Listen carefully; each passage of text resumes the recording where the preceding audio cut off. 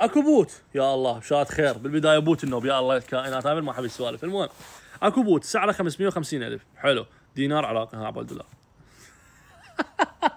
يعني نص 3/4 المليار. 550,000 دينار. فيتداول سكالب سريع، جربته بحساب ديمو متردد. حساب ديمو متردد من شرائه كنتائج عظيمه، قصده بالديمو، بس خايف اشتري وانا علس. شنو رايك؟ شوف صراحه حتى نكون واقعيين، وايد اقول حتى نكون واقعيين.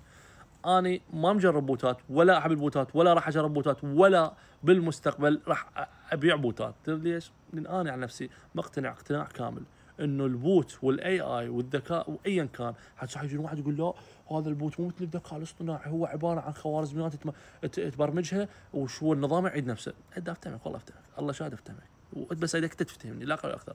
كل اختصار مستحيل، لان هو البورصه عباره عن لعبه عقليه. انت اذا تظل تعتمد والله ذاك كان شخص يقول انا فكرت بمشروع، ليش ما ابدا اشتغل واجمع فلوس واخلي الذكاء الاصطناعي تشات جي بي تي يحدد لي وين ادخل وين اشتري وين ابيع. اكيد راح تخسر يا اخوي العزيز، لان الاف غيرك جربوها وما راح تنجح اي شيء. لان قلت لك وارجع اقول لك لعبه عقليه، عقليه بشريه وليس ذكاء عقليه اصطناعيه. المهم فاني ما عندي ذره ايمان واحترام لاي بوت. ممكن بالمستقبل القى بوت غير، الله اعلم. انا عن نفسي برايي اشوف انا اذا اريد اسوي بوت انا اسويه على الاستراتيجيه مالتي، هذا الشيء ممكن.